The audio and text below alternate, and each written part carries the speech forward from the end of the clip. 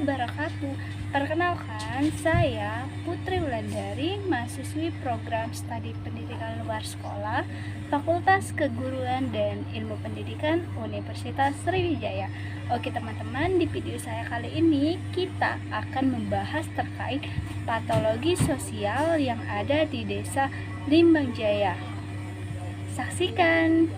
Oke teman-teman, sebelum kita mengetahui terkait dengan jenis-jenis patologi sosial yang ada pada Desa Limbang Jaya, terlebih dahulu kita pahami terkait dengan patologi sosial itu sendiri. Jadi, patologi sosial adalah gejala-gejala atau perilaku yang menyimpang dari norma dan nilai yang ada pada masyarakat, seperti narkoba, perjudian, penjualan minuman keras, dan pelecehan seksual yang terjadi pada anak.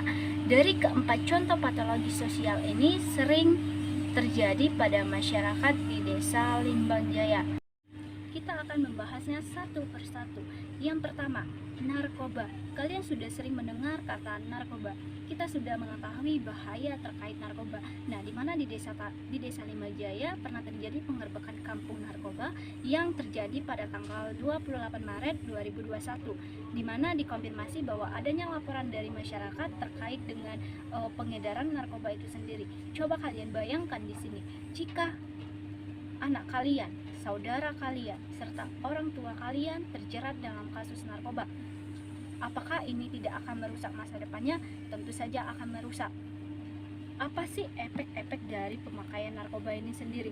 Yang pertama, mengganggu kondisi otak dan tubuh secara menurun. Yang kedua, perubahan sel saraf dalam otak. Yang ketiga, dehidrasi. Dan yang keempat, bingung dan hilang ingatan. Banyak sekali efek-efek negatif yang diberikan oleh penyalahgunaan narkoba ini sendiri. Langkah atau solusi apa yang kita berikan terkait dengan penyalahgunaan narkotika ini atau pengedaran narkoba? Yang pertama, lindungi anak kalian, lindungi saudara kalian dari narkoba. Yang kedua, berikan edukasi dan berikan suatu pemahaman terkait dengan bahaya narkoba. Dan yang ketiga, tanamkan moral, tanamkan pendidikan agama kepada anak kalian. Hal ini akan berdampak ketika anak dewasa nanti dan ia tidak akan terjerat dalam narkoba. Dan dukung anak dalam setiap pergaulannya, serta bimbinglah anak dan menjadilah teman curhat serta keluarga yang nyaman bagi anak. Perjudian, kalian tentu saja mengenal dengan istilah perjudian. Banyak sekali perjudian-perjudian yang ditemukan seperti sabu ayam, perjudian kartu, di mana hal ini banyak terjadi di Desa Limbang Jaya. Kalian pada tahu dampak atau efek yang diberikan dari perjudian ini, terutama menyangkut generasi selanjutnya, menyangkut anak kita, menyangkut adik kita, dan juga memberikan efek negatif atau dampak negatif bagi orang lain atau masyarakat di sekitar kita.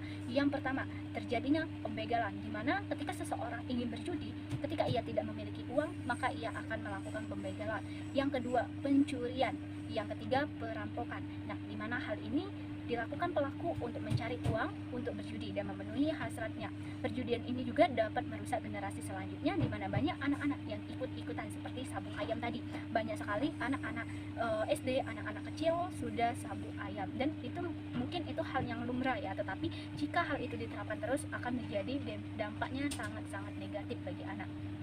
Nah, solusi apa yang kita berikan dari adanya perjudian ini? Yang pertama, akui dengan jujur apabila kalian kecanduan berjudi. Dan yang kedua, obrolkanlah dengan orang yang kalian percaya bahwa kalian memiliki sifat yang tidak bisa dipisahkan dari perjudian. Banyak sekali dari masyarakat itu enggan untuk berlaku jujur ketika ia tidak bisa menghilangkan nafsunya untuk berjudi. Yang ketiga, mengubah pola pikir dan berikanlah edukasi kepada generasi-generasi selanjutnya untuk stop perjudian, karena ini akan merusak mental anak, merusak kecerdasan anak, dan lain halnya. Setidaknya hindarilah lingkungan yang kurang baik atau lingkungan yang sering adanya perjudian, dan laporkanlah kepada pihak yang berwajib jika itu sudah melanggar ketentuan dari norma dan apabila sudah merugikan orang. Ketiga, pelecehan seksual. Nah, di sini saya pertegas, pelecehan seksual ini seringkali terjadi pada anak usia dini. anak-anak yang belum cukup umurnya, di mana banyak dari oknum-oknum yang bermartabat, bermoral, dan juga berpendidikan melakukan pelecehan seksual kepada anak. Ini pernah terjadi kasus di Desa Limbang Jaya, saya lupa pada tanggal berapa, tetapi terjadinya korban pelecehan seksual kepada anak SD, di mana korban sedang berbelanja di toko si pelaku dan akhirnya si pelaku melecehkannya dan berusaha menutup mulut si korban agar tidak berbicara di muka umum atau diberitahu kepada kedua orang tuanya. Namun anak tersebut segera memberitahu kedua orang tuanya dan melaporkan atas tindakan tidak bermoral yang dilakukan oleh oknum-oknum tersebut. Dan yang keempat, penjualan minuman keras. Ini banyak sekali terjadi di Desa Limbang Jaya. Nah, terkait dengan solusi bagaimana mengatasi adanya pelecehan seksual yang terjadi pada anak-anak, terutama kita harus menghindarinya dari anak-anak kita. Yang pertama, memilih lingkungan yang sehat, memilih teman yang baik dan mengetahui setiap perkembangan anak. Yang kedua, memberikan pengetahuan singkat kepada anak terkait dengan hal-hal seperti itu, seperti mengajarkannya terkait dengan bentuk fisiknya dan hal-hal yang ada pada tubuhnya. Yang ketiga, awasi teman bermain dan kita harus menjadi rumah terbaik bagi anak. Yang keempat, kita sebagai orang tua perlu waspada terkait dengan adanya pelecehan tersebut. Ketika seseorang mengalami pelecehan, beritahu ia dan jangan stop menyalahkan diri dia, karena ia mampu hal tersebut membuat batinnya, membuat trauma pada dirinya. Hal ini juga dampak menyebabkan kematian pada si korban ketika ia dilecehkan. Yang terakhir, penjualan minuman keras. Nih, banyak sekali dari masyarakat di desa saya masih adanya toko-toko yang menjual minuman keras, karena masih ada seperti organ tunggal, di mana sekarang itu sudah menerapkan organ-organ yang jauh dari kata asik, di mana organ tersebut tuh banyak mengandung unsur-unsur negatif yang membawa ke arah negatif dari generasi kita, seperti adanya DJ di organ tersebut. Jadi sehingga membuat anak-anak, membuat remaja itu terangsang pikirannya untuk melakukan hal-hal negatif seperti minuman keras. Jadi oleh karena itulah adanya penjualan minuman keras akibat melonjaknya keinginan seseorang untuk minuman keras. Nah, ini tentu saja berdampak negatif ya, tentunya bagi generasi kita, generasi selanjutnya, bagi anak-anak kita. Efek pemakaian minuman keras ini juga sangat-sangat negatif. Yang pertama, menyebabkan kerusakan saraf.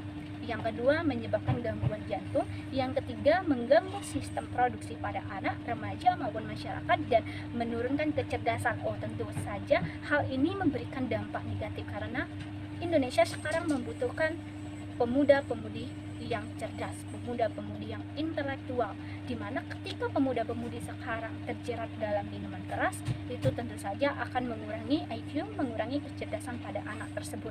Nah, terkait dengan solusi apa yang harus kita berikan terhadap adanya penjualan minuman keras? Yang pertama, diperlukan adanya razia besar-besaran terhadap miras, terhadap minuman keras ini sendiri di Desa Limbang Jaya, saya sarankan.